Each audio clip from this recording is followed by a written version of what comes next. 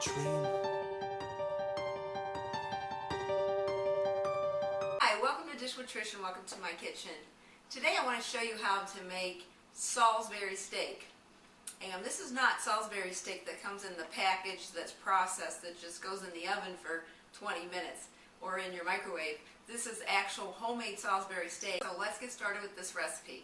And I will show you the ingredients we'll be using. I have a cup of crushed cornflakes here that we'll be using for this recipe. You can buy Kellogg's cornflake crumbs, or you can just take a box of cornflakes and smash them up and do that by either putting them in a baggie and running them over with a rolling pin, or throwing them in your food processor or your bullet machine, whatever you have to get these guys crunched up. Next we'll be using some Worcestershire sauce, 1 tablespoon, 1 teaspoon of Italian blend seasoning. If you don't have Italian seasoning, you can also just use basil, oregano, marjoram, and thyme, then you're good to go, because that's what's in Italian seasoning. Next we'll be using about 1 teaspoon of our chopped garlic. I'm using minced garlic. That's quick and easy. You can also use your clove of garlic if you'd like, but that's a little bit more work. A couple of eggs, and these are brown eggs. And I don't know if you're aware, but there's really no difference in the taste of a white egg or a brown egg. The only difference is in who laid the egg. There's a certain type of chicken that lays brown eggs, and there's a certain type of chicken that lays white eggs, and that's the only difference in an egg. About 1 teaspoon of salt. If you're using regular salt that has sodium chloride in it, you'll see that it's been bleached, and that's because there's iodine in that salt, and it needed to be bleached out so that it doesn't look ugly, because as you know, iodine is not a pretty looking substance. So that's why salt is bleached. 3/4 cup of ground sirloin in here. It's a 90-10 mixture, and I also have a 3/4 cup of ground turkey.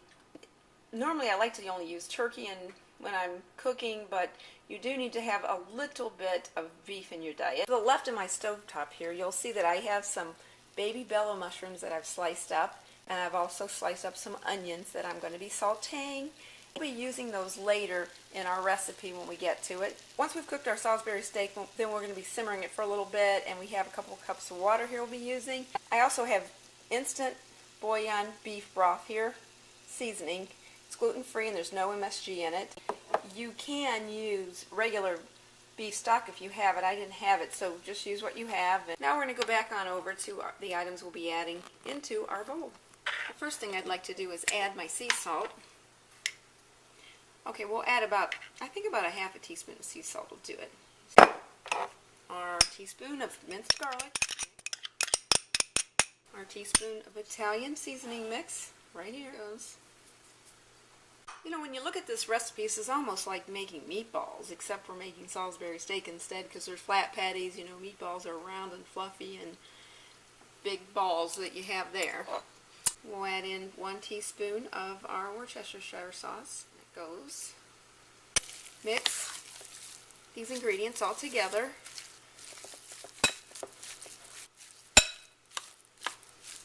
Okay, looks pretty good. 2 eggs. Right. There they go. If you're watching your cholesterol, you can also just use an egg substitute here. In goes the other egg. And we will mix.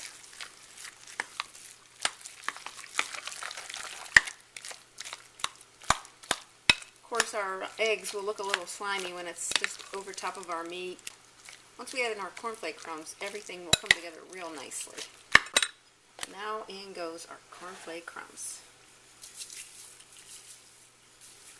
Put those all in there. You could actually use a little less if you'd like. Probably 1/2 cup would be fine too if that's all you have. I decided to put a whole cup in there, so this is really going to make it crispy and yummy.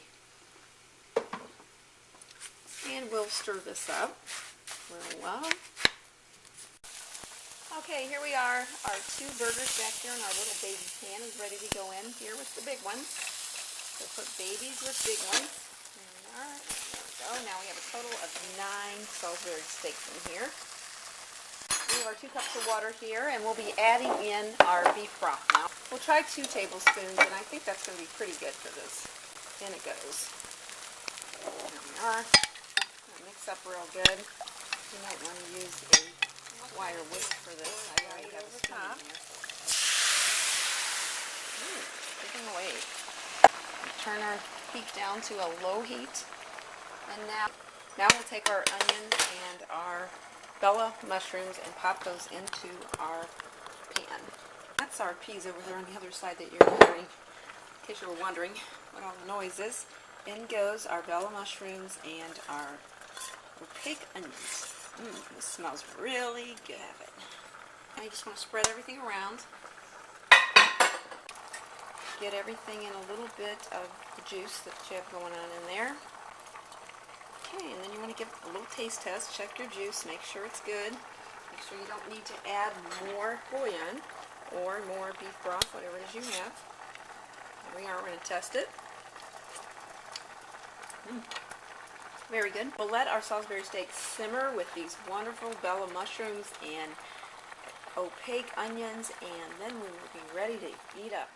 Okay, as you can see here, we're heading down the finish line. Now we'll add our Salisbury steak to this really nice little plate here, and we'll just slowly scoop them out one by one without making a mess, hopefully.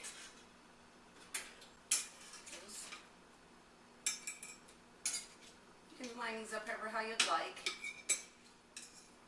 I'm trying to take a photo, so I want them to look kind of pretty. Let's get a little closer up. Guys up. Oh, look at that. We have just 9, enough to make this just look wonderful for my photo. Very good. Oh, the Bella mushrooms. I used about half a pack. That's all I had, but you may want to use an entire pack of those. Make this taste really good. Now we'll just add on our sauce. The sauce is going to taste really good on those mashed potatoes over there too. Look at that. What more could my guys want for dinner? So, actually my birthday's coming up, so I'm hoping to get something really nice. I'm his main squeeze, and I am definitely a cook around here. Here we have it. Our Salisbury steak's all done, and it smells really good. I can't wait to try it. We've got some potatoes back here going on to have with it, and also some peas. And there's a variety of things you can put with Salisbury steak. Any vegetable, any potato, any starch. Works wonderfully. So let's get this plated up and give it a try. Okay, I'm going to give this a little try before everybody comes in the kitchen. And make sure I got plenty of mushrooms and plenty of onions. I'm going to add a little bit of this juice on top before they get here. Just try this out.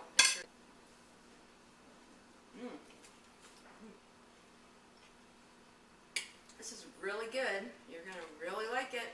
These really taste like meatballs. Give these a try. I know you're going to love them. Like, these are really good. They're what? Sirloin steak. What do you think? They're good, Trish. I don't know yet. Get off the damn fork.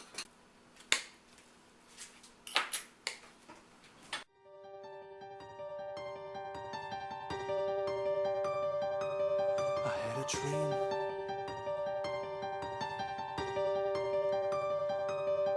I will trust in you, Lord, let me not be ashamed. You are my light and my salvation, healing rain. You're the strength of my life. Of whom shall I be afraid? You protected me from the great one I saw. Bullet spray, bullets around me. Thank you for watching.